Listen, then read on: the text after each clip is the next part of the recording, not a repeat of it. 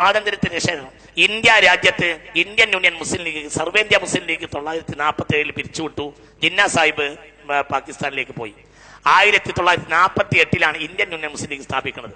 അതിന്റെ ഏറ്റവും ബാനി മുഅസ്സിസ് ബാനി എന്ന് പറഞ്ഞാൽ ഖായിദെ മില്ലത്ത് മുഹമ്മദ് ഇസ്മായിൽ സാഹിബാണ്.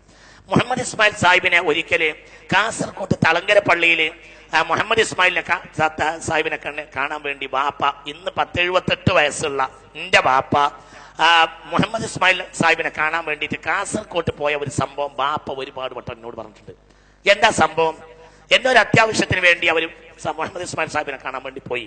അങ്ങനെ പോയിട്ട് അവർക്ക് വണ്ടിക്ക് തിരിച്ചു വരേണ്ടതുണ്ട്. മഗ്‌രിബിന് തളങ്കര പള്ളിയിലെത്തി. മഗ്‌രിബിന് ബാഗിന്റെ തൊട്ട് മുമ്പ് അവരും എത്തി. ആര്? ഇസ്മായിൽ സാഹിബ് എത്തി. അപ്പോൾ സംസാരിക്കാൻ കഴിഞ്ഞില്ല. അപ്പൊ ഇങ്ങനെ വിചാരിച്ചു തരാ, ഇവര് മഗ്‌രിബ് നിസ്കാരം കഴിഞ്ഞിട്ട് പുറത്തിറങ്ങുമല്ലോ, ആ അതിന്റെ ഇടയിൽ വലിയ ആളുണ്ടാവില്ല, അപ്പൊ സംസാരിക്കാം. മഗ്‌രിബ് നിസ്കാരം കഴിഞ്ഞു, എല്ലാവരും ഇറങ്ങി. ഇസ്മായിൽ സാഹിബ് തളങ്കര പള്ളിയുടെ മെഹ്റാബിന്റെ തൊട്ടടുത്ത് സുന്നത്ത് നിസ്കാരം കഴിഞ്ഞു. പിന്നെ നീണ്ട് സുന്നത്ത് നിസ്കരിച്ചു. പിന്നെ അവിടെ കോട്ടിന്റെ പോക്കറ്റിൽ നിന്ന് വലിയൊരു തസ്ബീഹ് മാല ഉണ്ടായിരുന്നു. ആ തസ്ബീഹ് മാലം എടുത്തു, അവിടെ ഇരുന്നു.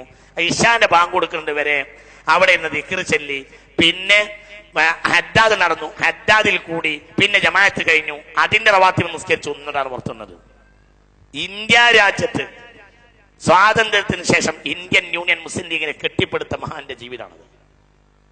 നമ്മള് ഏതൊരു വഴി കാട്ടി തന്നോ ആ വഴി കാട്ടി തന്നവരൊക്കെ ആരിഫീങ്ങളും ഔലിയാക്കളും മുത്തഖീങ്ങളും ആയിരുന്നു. ആ വഴിയിൽ അവർ കാണിച്ച ആ ഒരു ശുഷ്കാന്തിയിലും ദീനിലും അല്ലാതെ നമ്മൾ പോയാലോ നമ്മൾ തകർന്നു പോകും. നമുക്കൊരു ലാഭം കിട്ടാനില്ല. അതുകൊണ്ടാണ് നെഹ്റു അടക്കം ഗാന്ധിജി അടക്കം നെഹ്റു അടക്കം ഈ മനുഷ്യനെ ബഹുമാനിച്ചിരുന്നു. നെഹ്റുവും ഗാന്ധിജിയും അടക്കം ബഹുമാനിച്ചിരുന്നു. ആരെ? ഖായിദെ മില്ലത്ത് മുഹമ്മദ് ഇസ്മായിൽ സാഹിബിനെ. ആ മനുഷ്യന്റെ കരുത്ത് കണ്ടാണ് ഇത് ഉറങ്ങിക്കിടക്കുന്ന സിംഹമാണെന്ന് CH മുഹമ്മദ് കോയക്ക് പറയാൻ കഴിഞ്ഞത്. അല്ലാതെ ഏതോ അങ്ങാടിയിൽ സിന്ദാബാദ് വിളിക്കുന്നവരെ കണ്ട് പറഞ്ഞതല്ലത്, കരുത്തുള്ള മുഅ്മിനീങ്ങളെ കണ്ട് പറഞ്ഞതാണ്. ആ കരുത്തിലേക്ക് തിരിച്ചു പോവാതെ നമുക്ക് രക്ഷപ്പെടാൻ കഴിയില്ല.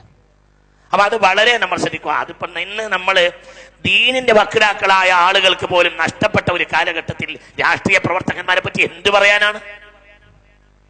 ദീനിന്റെ വക്താക്കൾക്ക് പോലും ഇന്നത് നഷ്ടപ്പെടുന്ന ഒരു കാലഘട്ടം വന്നിരിക്കുന്നു. അതുകൊണ്ട് നമ്മൾ തിരുത്തണം, തിരുത്തന്നെ വേണം, തിരുത്തേ മതിയാവും.